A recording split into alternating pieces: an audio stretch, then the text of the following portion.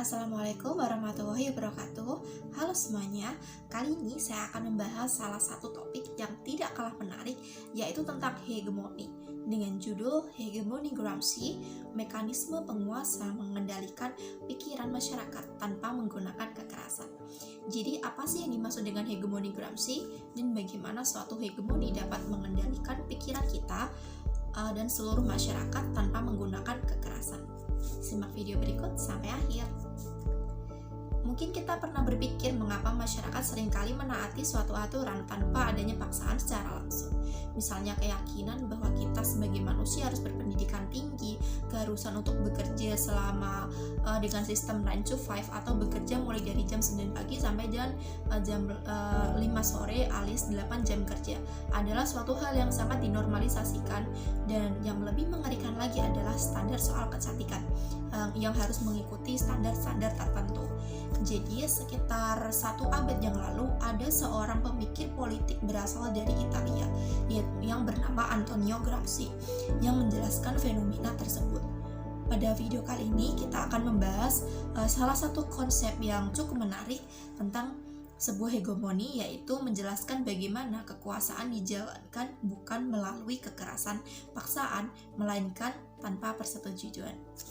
Baiklah, selanjutnya jadi Antonio Gramsci ini menggambarkan teorinya sebagai kritik terhadap pemikiran Karl Marx, di mana Karl Marx meramalkan kelas pekerja akhirnya akan melakukan perlawanan terhadap kaum borjuis. Namun faktanya hal tersebut tidak sepenuhnya terjadi.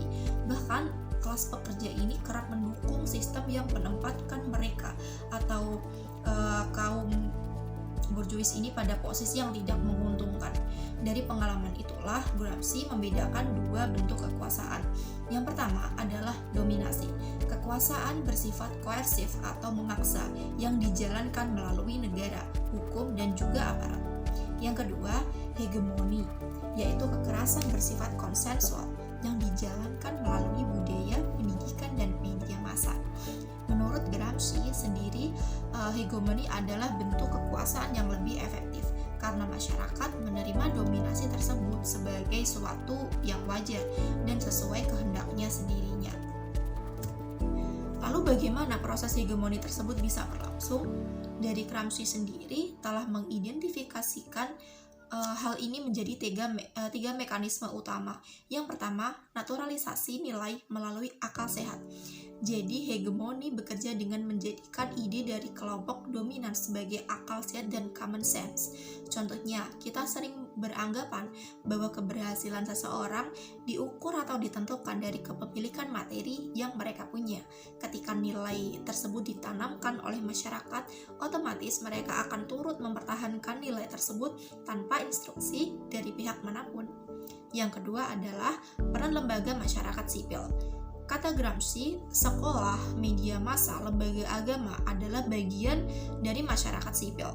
Lembaga inilah yang kemudian berperan menyebarkan nilai-nilai dominan secara berkelanjutan. Dan sebetulnya sejak kecil, tiap individu telah dibentuk untuk berpikir dan bertindak sesuai dengan kepentingan kelompok penguasanya. Yang ketiga, ada strategi, konsensi, dan kompromi. Jadi, kelompok penguasa kerap memberikan sejumlah keuntungan kepada masyarakat agar mereka tetap mendukung sistem yang ada. Salah satu contoh yang mungkin kerap kita lihat adalah setelah terjadi aksi demonstrasi, mereka atau para penguasa kerap para pekerja ini mendapatkan kenaikan upah atau bantuan sosial. Fenomena ini dilakukan untuk meredam perlawanan sehingga terciptanya stabilitas. Di Indonesia saat ini kita mungkin kerap menemukan praktik hegemoni ini.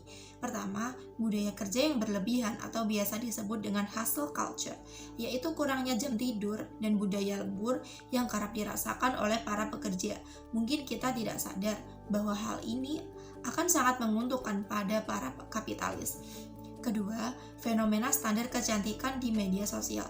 Seperti pengguna tren tertentu yang kemudian menciptakan tekanan sosial bagi individu untuk ingin tampil sempurna atau sesuai standar yang diciptakan oleh media sosial.